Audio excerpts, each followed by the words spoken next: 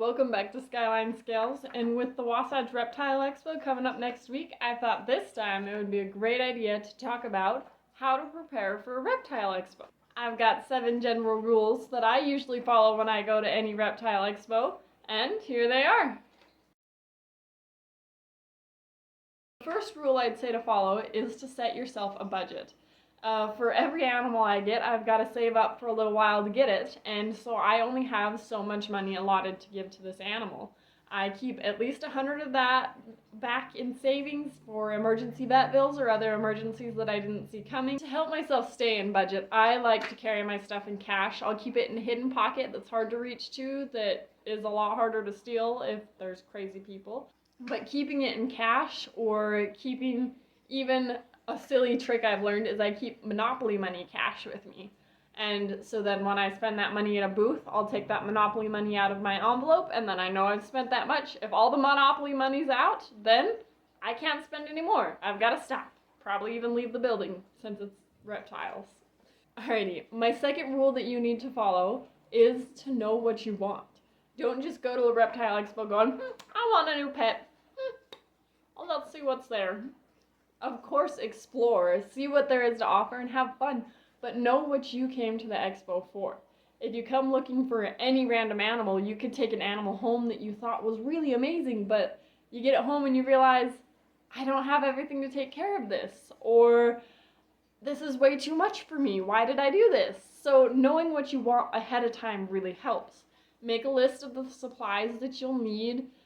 Special light bulbs, special hides, the size of hides. Make sure you have an enclosure preset and ready. Going in, I always have a list of the things I need. The extra supplies that I need to pick up, the specialty bulbs, maybe the feeders that I'm picking up if I plan to get some there. And I have my list of animals. Brazilian rainbow boas at the top this year, followed by California red-sided garters and another rosy boa, or a juvenile boa constrictor I can breed with Ida. There's a couple of different options I have planned, but I have them listed out, and I'm not going to buy anything that's not on my list, because I need to be sure that I have what I need here at the house, or plan to be bought at the expo before I bring the animal home. And you absolutely need to make sure that you know the animal and you know how to take care of it. Don't allow yourself to get glittered, and we'll talk about that glitter later. Rule number 3 is to be prepared. Come with something to carry all the supplies you need. I plan on walking away with more than I can carry just in my hands, so I'm going to bring a darker backpack. Not dark in color, but thicker in layers. And this will help that if I pick up an animal, it can stay a little bit more comfortable. It's not as shell-shocked as I carry it around the expo with me, and it'll also help me organize my stuff as I go. And also, you need to be prepared at home. Like I said, know your animals and have things prepared at home. If this is your first snake, you should have the enclosure set up and the humidity set right, the substrate. You should be prepared and ready for that snake to go into a good enclosure. Another thing you have to get ready with is having a way to get things home. If you're going to the expo and you plan on picking up a cage like this, you can't take that in a little tiny car. You'll need a bigger vehicle and a way to get that cage home.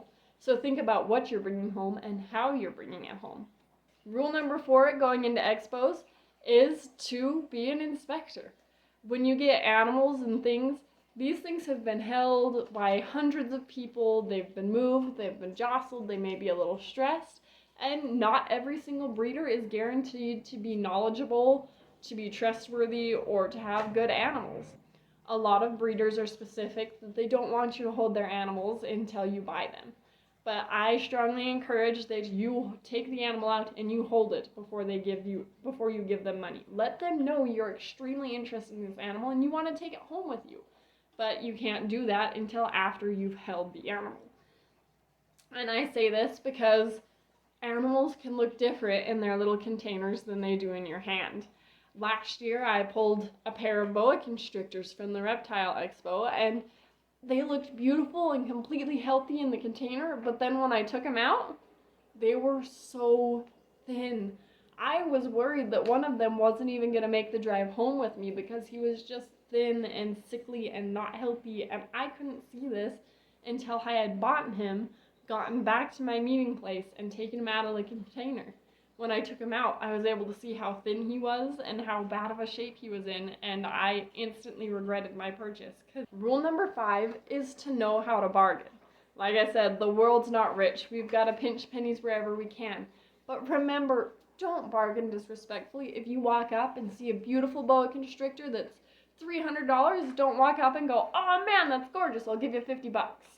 That is a flat out insult and disrespect to the breeder. They work hard on these animals and they're dedicated to them. So never ever lowball a breeder. But don't be afraid to ask for wiggle room. If it's a $300 snake and you don't quite have that, explain it to him. Go, "Hey, this snake is gorgeous. You did such a good job.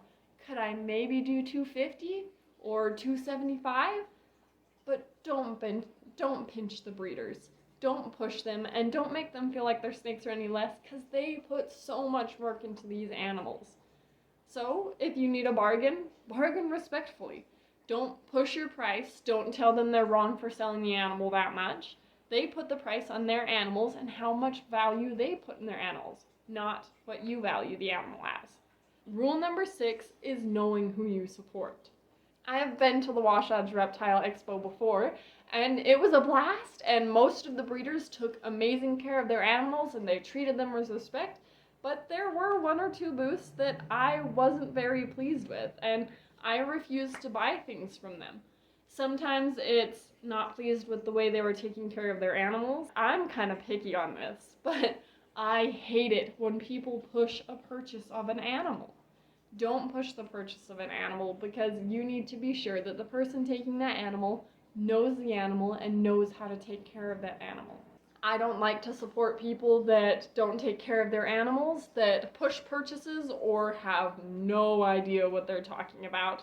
I would never buy an animal from someone that's telling me things like a ball python only gets 3 feet long. They're going to get much bigger, and if you don't tell that to the person buying, they could end up rehoming the animal and not being able to take care of it because it's too big now. And finally, for rule number 7, I say bring a friend. Bring a companion of some sort, whether that be your significant other, a friend, a parent, just anybody. Bring them with you and make sure it's fun. Having someone else with you makes the expo that much more fun to explore. It gives you things to talk about and someone to talk about them with. If you're able to bring someone that gets as excited about animals as you do, then you guys can nerd out together and have so much fun. But the real reason for bringing a companion is to prevent glitter. Now, what I consider glitter is when you go somewhere, you see an animal you love, you get so excited, and things just start popping up and you get excited and you're, "Oh my gosh, I can't believe this," until glitter just fills your eyes and you can't see right and you aren't thinking about the animal right, so maybe you make an impulse purchase that you aren't ready for. I'll bring a companion, and before we walk into the Reptile Expo, I explain to them, "This is my budget, don't let me go over. These are the species I want to buy, don't let me buy outside of that." So my companions come with me to prevent that glitter. They prevent me from getting overexcited and making an impulse purchase, and I'll do the same for them. We watch each other's backs and make sure that we only take what we can handle, what we're prepared for, and what we planned on. I think that does it. I can't wait to see you guys at the Reptile Expo next week. Thank you for watching. Don't forget to hit like, subscribe, mark the bell icon so you know when we get more stuff, and comment down below what else you want to see. Thanks!